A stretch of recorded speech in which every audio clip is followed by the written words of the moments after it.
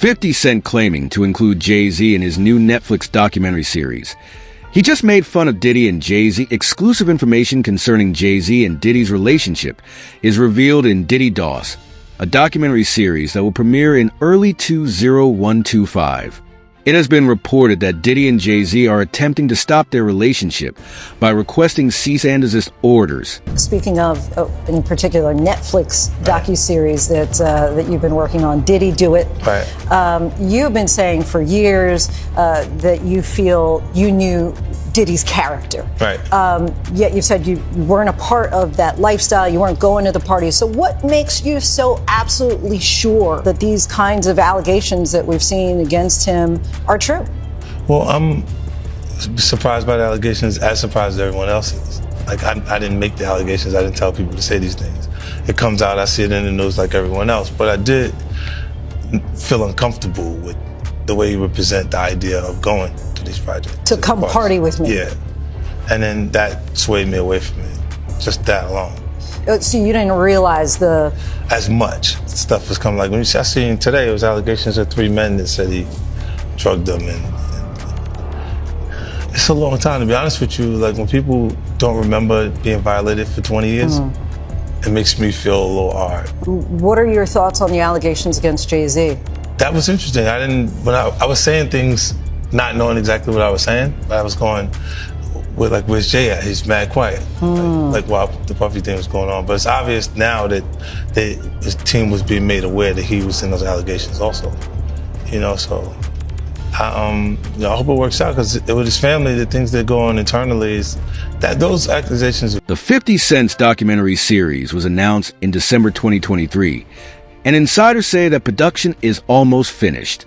50 Wise says that his documentary series will focus on the specifics of how criminal enterprise operated rather than any current gossip. The statement released by Netflix reads this is a story that has a big human impact. It's a complicated story that spans decades, not just the headlines or the clips.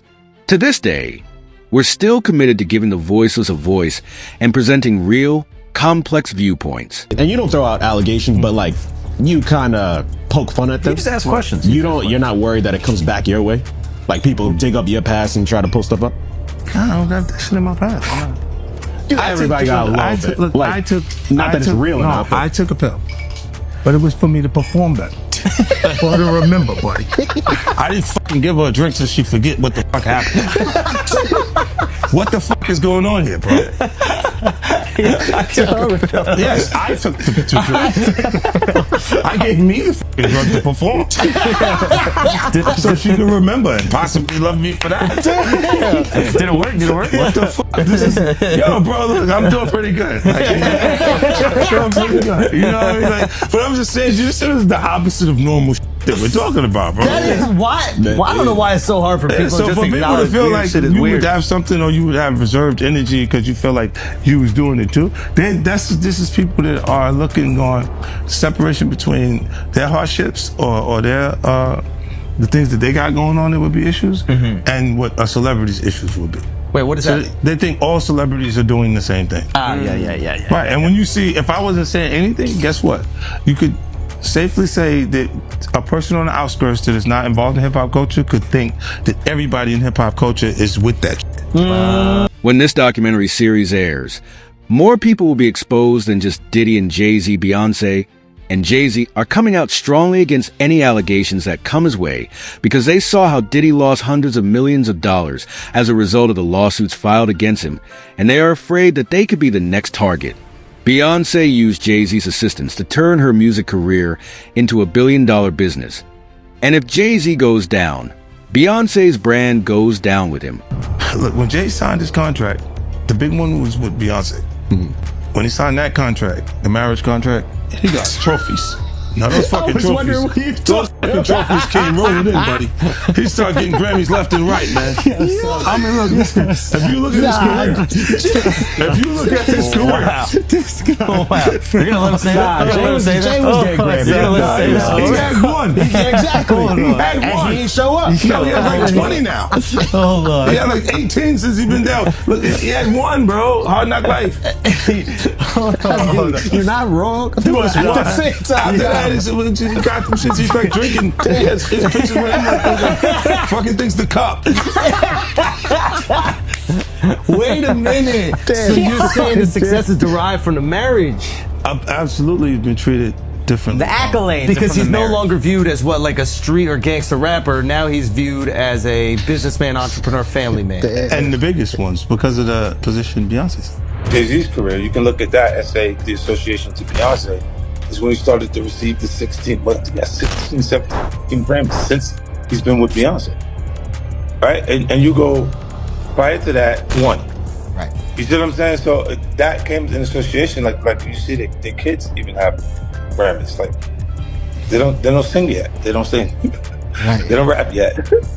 And they already have Grammys and shit. So it's like they give them this trophy so we secure that they're coming to the award show. It meant that much to the culture that they just gave. After months of rumors that Jay-Z was involved with Diddy, a civil lawsuit was filed against him on December 9th. The details in the court documents confirmed what everyone had been saying. Diddy didn't work alone, and Jay-Z helped him run his international sex trafficking ring. The lawsuit claims that Jay-Z was involved in the alleged murder of 13-year-old Jane Doe at an after-party held in New York City after the MTV Video Music Awards. There are also reports that the documentary 50 Cent contains information on hundreds of additional victims spanning several decades. Accusation about Jay-Z and Diddy and a teenager, 13-year-old. Right. And we were speaking about just the statement. Right. The statement, you were saying you felt like that was calculated. That was that the statement is something from, you can tell it's written by a lawyer. Because there's a point where it kind of gets aggressive. He says you're gonna find out like how I'll handle this. And that's an attorney want to be combative with another attorney. That's not like a publicist would say that. Right. This is on your Who put that up? yeah, this is on 50? Yeah, it says I don't know what's going on, but are we still going to have the Super Bowl? I'm just asking for a friend. Yeah, I'm asking for Kendrick. You know, Right. I'm just trying to figure out if we're still doing everything the way. Because look, they will fall back, but the NFL, they won't necessarily be associated to that. Right. Why do you not insert yourself, but you're on top of every topic, right? Yeah. I'm just watching. I'm participating. I'm being part of culture. I'm just telling you my opinion. Right. Look, Because you're part of the culture. Like I can't say anything now. I'm out of it. I'm like I'm going to Dre's studio and just sit with Dre. Right. And then maybe I stay out of trouble.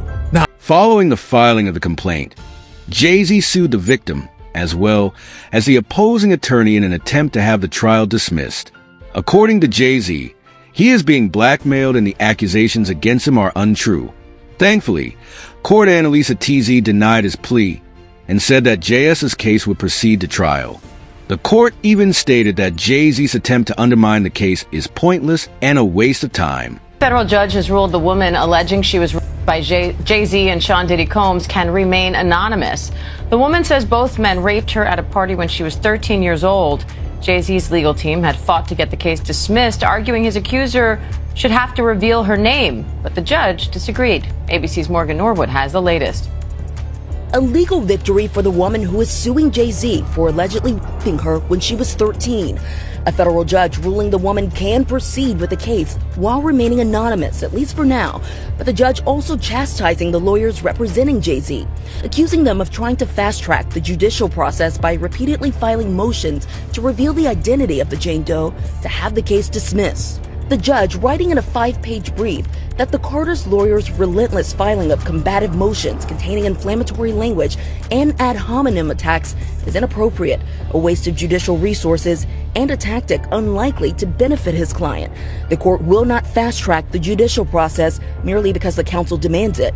This latest legal twist coming after the recently filed civil lawsuit by Jane Doe, claiming that Jay-Z, whose real name is Sean Carter, and P. Diddy, drugged and raped a 13-year-old girl at an after-party after the MTV Music Awards in 2000, while an unnamed celebrity watched. Jay-Z has vehemently denied all the allegations, putting out this statement 2 weeks ago, writing in part, "This is a blackmail attempt." The multi-platinum artist, who was 30 at the time, now a business mogul with decades of hits to his name, with songs like Run This Town. His attorneys have denied everything about Jane Doe's account and pointed to some alleged inconsistencies in her story. It's not just that this story is a lie and that it's not true. It's provably, demonstrably false. This never happened. The judge writing that while Jane Doe can remain anonymous for now, she may be required to reveal her identity at a later date to allow Jay-Z's lawyers to collect facts necessary to prepare for trial. Oftentimes, when someone is accused of a crime like this, the accuser doesn't want to be named, and if they are forced to be named, we have seen certain people decide to drop the lawsuit altogether. Morgan Norwood, thank you. And Tony Busby, the lawyer representing Jay-Z and Diddy's accuser, says in a statement to ABC News, quote, "I will say that the coordinated and desperate efforts to attack me as counsel for alleged victims are falling flat. We won't be bullied or intimidated." And we did reach out to Jay-Z and his team, but did not get a response. Enter 5. Interestingly, it appears that Beyonce may be involved in Jay-Z's lawsuit. According to the victim's testimony, an unidentified female celebrity was with Jay-Z when the assault occurred and did nothing to stop him. There are rumors that the celebrity is Beyonce in addition. Several victims have reported witnessing Jay-Z and Beyonce's bizarre gatherings, so it appears that some arrests may finally be made. About Jay-Z, the artist, the businessman. Well, the complaint begins. Defendant Sean Combs, along with his longtime friend and collaborator, Sean Carter, drugged and raped a 13-year-old girl at an after-party following the 2000 Video Music Awards. Another celebrity stood by and watched as Combs and Carter took turns assaulting the minor. Many others were present at the after-party but did nothing to stop the assault. Combs had been allowed for years to conduct himself in this manner without any consequences. He believes he is above the law. He is not. His close friend Sean Carter has been with Combs during many such instances described herein. Both perpetrators must face justice. So that seems to suggest that Sean Carter, Jay-Z, was not only present or participated in this alleged, what is essentially a crime, but for other instances. And that's really interesting. That's why I bring up this idea of, could he be hit with more lawsuits if you take these allegations as true? Now, the complaint goes on to say, Combs and Carter were not simply occasional collaborators in the music industry. The two men developed a close friendship that has been well documented from the late 1990s to the present. Together, they attended countless music industry events for each other's business ventures, parties, and after parties. Indeed, the two are apparently so close that Combs stated in 2023 that Carter is the only person, other than Combs' mother, who is allowed to call him by his legal first name of Sean. In 2000, near the height of their fame, power, and influence, Combs and Carter attended the 2000 Video Music Awards in New York City. Afterwards, Combs hosted an after-party for many of the most famous celebrities in the music and entertainment industries, including Carter, which is where the events alleged in this complaint occurred. I should also say that Busby also used this complaint to address an alleged harassment campaign that he claims Jay-Z started after Busby reached out about his involvement in the suit. The complaint reads, Carter was identified in plaintiff's original complaint as Celebrity A. Prior to the filing of this amended complaint, Carter received a letter from plaintiff's counsel requesting a mediation to resolve this matter. Upon present information and belief, Jay-Z responded to said letter by not only filing an utterly frivolous lawsuit, the one that I mentioned before, but by also orchestrating a conspiracy of harassment, bullying, and intimidation against plaintiff's lawyers, their families, employees, and former associates in an attempt to silence plaintiff from naming Jay-Z herein. This effort was meant to scare plaintiff and to discredit her counsel. That effort failed. Indeed, plaintiff chose to file this amendment as a result of the egregious conduct perpetuated by Carter. The lawsuit's details against Jay-Z are horrific. A 13-year-old minor was allegedly given a spiked drink by Jay-Z and Diddy, who then ultimately attacked her while she was unconscious. The lawsuit also claims that other well-known celebrities at the party witnessed the incident but chose to ignore it. To make matters worse, some of the celebrities even made fun of the autistic minor while she was being attacked. Inside the building, plaintiff recognized many celebrities as she entered what appeared to be a large living room or foyer containing a large crowd. Plaintiff attempted to mingle in the crowd and talk to several of the celebrities that she recognized and whom she wanted to see at the VMAs. Waitstaff circulated throughout the room carrying trays of drinks, and loud music played throughout the venue. Plaintiff observed widespread drug use, including marijuana and cocaine. After attempting to talk to numerous celebrities, plaintiff accepted a drink from one of the waitresses, circulating the crowd. The drink was a reddish-yellow mixture that tasted like orange juice, cranberry juice, and something bitter. After drinking just a portion of that drink, plaintiff began to feel woozy and lightheaded, making her need to lie down. A photograph of an actual exemplar container used by Combs and/or his agents/employees to insert GHB into alcoholic drinks is seen below, and these are the photos included in the lawsuit that show a small plastic container that the plaintiff claims contained drugs at the party. The woman, remember, who claims she was 13 at the time, says she felt woozy and went to look for a place to lay down. Soon after, Combs entered the room along with defendant Carter and a female celebrity, Celebrity B. Plaintiff immediately recognized all three celebrities. Combs aggressively approached plaintiff with a crazed look in his eyes, grabbed her and said, "You are ready to party." Combs then threw plaintiff toward a wall, causing plaintiff to fall. Plaintiff got up and stumbled, at which point Combs grabbed her again and threw her on the bed. At that point, Carter began removing plaintiff's clothes as she grew more and more disoriented. Plaintiff was held down by Carter as he vaginally raped her, while Combs and Celebrity B watched. After Carter was finished, he stepped back toward the wall. Combs then stepped forward and vaginally raped plaintiff while Carter and Celebrity B watched. Combs then knocked plaintiff down and attempted to force plaintiff to perform oral sex on him. She fought back, standing up quickly and punching out at the same time, hitting Combs in the neck. Taken aback, Combs stopped.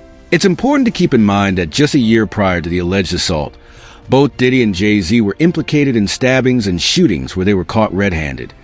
So it makes sense why a 13-year-old would be too afraid to speak out. The minor herself has come out and given an interview about the assault as well. She claims that she suffered from severe PTSD and even had Essie as a result of this. And she wanted to speak out sooner, but was afraid of what Diddy and Jay-Z might do to her.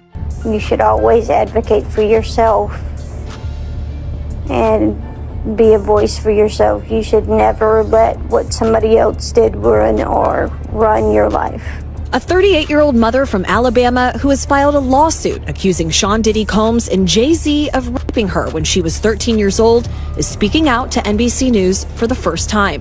She asked us not to reveal her identity. What made you want to come forward and talk today?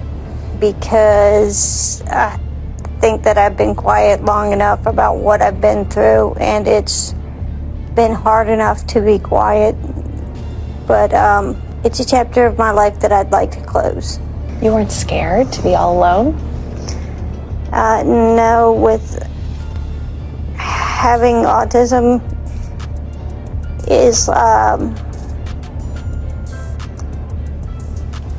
like feeling like you live your life in a shatterproof juggle ball. The world's on fire. The fire is inside the ball with you, but there's no way for you to get out. In addition to having autism, the woman says she suffered a head injury. The night of the 2000s VMAs, she says a friend drove her from Rochester, New York to Manhattan, a more than 5-hour drive. Her attorney provided NBC News with the name of the friend who has since died. The woman says she spoke to Combs' limo driver who offered her a ride to an after party. I stumbled upon Diddy's driver who told me that I was exactly what Diddy was looking for. What did you think when he said that to you? I thought it meant that I was just pretty. She went to a White House, she says, where she spoke to musicians Benji Madden and his brother. I'm talking to Benji Madden about his tattoo because, I have about his tattoo that's the Last Supper because I have a religious background. So it was just something to talk about. At the after party, she says she had a drink that made her feel woozy. Then she says Combs and Carter took turns raping her while a female celebrity watched. JC comes in and rapes me. He at that point I was fighting, trying to get away from him, and he put his hand over my mouth and told me to stop it, cut the After the alleged rape, she says she ran to a gas station where she called her father, who picked her up and drove her home. We rode home in silence. He didn't ask me what happened. He didn't ask me what I did or where. Diddy is aware of how serious the accusations against him are, and he has offered to pay $50 million in bail to get out. His team has even offered his house as collateral, but the judge rejected his request in accordance with the order.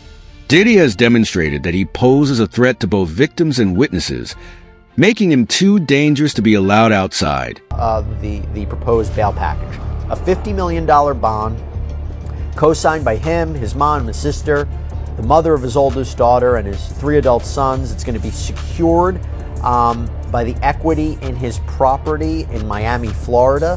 Home detention, his passport will be surrendered. The government said that's insufficient. They said, look at the charges, look at the weight of the evidence that I just mentioned.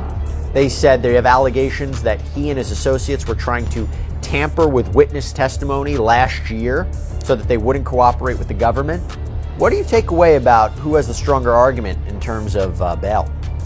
Well, I think his counsel has done the best they possibly can. I think bringing him there voluntarily is very smart, starts them out on the right foot. But I think the last thing that you just mentioned, the interfering with witnesses. That's the allegation, yeah. Yeah, if that's true, or I should say if there's real indicia that happened, I think that might tip the scales in favor of not letting him out pending trial, because I think, and you know this, I think judges take an extraordinarily dim view of that, and that might be the factor that tips the scale against him. But I think as far as a tactic, I think it was very smart. Diddy has decades of experience using blackmail. How else do you think an ordinary rapper managed to create $1 billion empire where every major celebrity, politician, athlete, and even some members of the British royal family were allegedly under Diddy's control?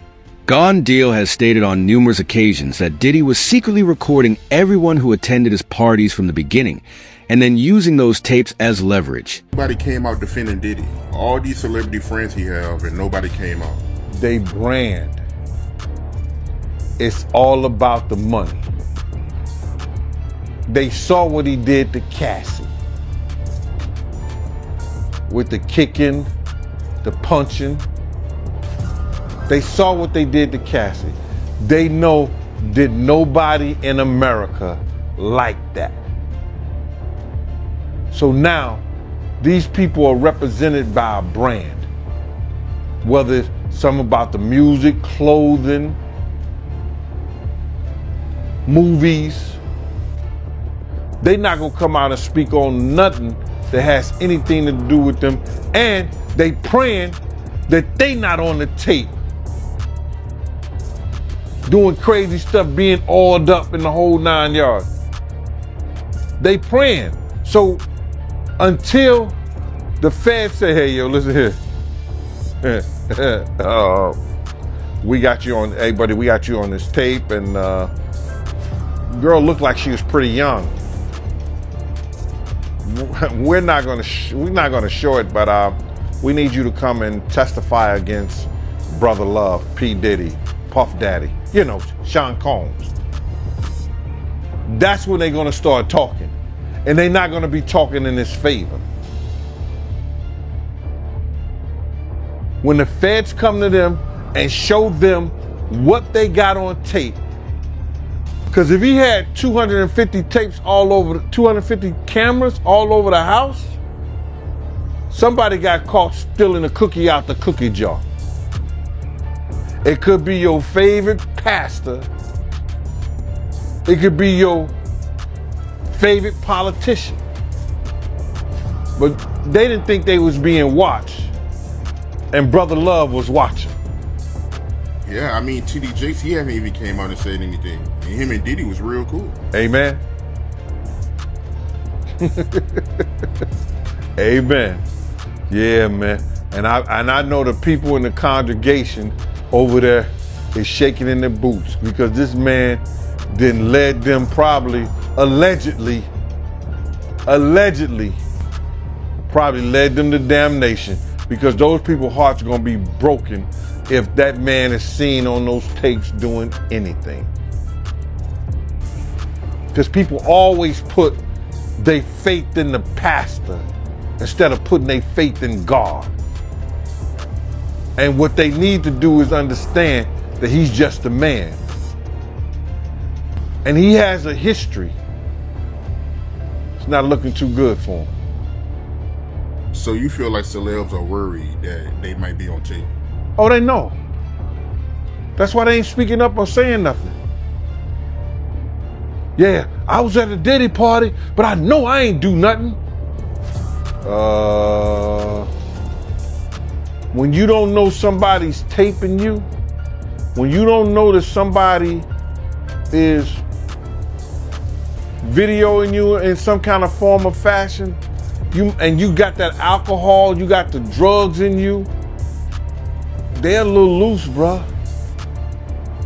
They let down all their inhibitions. The music is pumping. He said it himself. He got it so hot in there that you gotta take your clothes off. He said that himself. The Diddy shot tapes are now at last being made public. The FBI has received 8 of these cassettes and 11 flash drives that include his ex-wife Kim Porter's memoir. Kim Porter's close friend Courtney Burgess is accused of providing the FBI with these tapes after being summoned to appear before a grand jury in a federal criminal prosecution. And those statements include descriptions of what the witness says he saw on those tapes. So I asked him about that, and he answered what he could, given the limitations imposed on him after testifying before the grand jury. Out of those 8 videos, 8 celebrities, 6 men and 2 women, how many of those 8 celebrities were close to being underage or potentially underage? 2 males. 2 males. And of those 8 celebrities, how many of them were intoxicated or under the influence of drugs? This is going to be all speculation. I just want to preface it by he wouldn't know if they were. Right. Sure. Appear to Let me be, rephrase right, it. Based on, yes. Understand. Out of the 8 celebrities who were recorded having intimate relations with Sean Combs, how many of them appeared to be either inebriated or intoxicated or under the influence of drugs? All of them. All of them. Out of those 8, how many appear to be potentially victimized? How many might have been victimizing? I think all, to be honest, all. Were victims They or victims. were perpetrating? Victims. They were all 8 were victimized, Yeah, meaning this was happening to them and they were inebriated. Right. Not knowing, I guess, how much proof it was in it. But they was It's obvious that this is only the beginning as more victims come forward, and the walls close in on those who allowed these heinous acts. Will the arrests of influential people like Diddy bring justice to the survivors, or are there still more secrets that need to be revealed?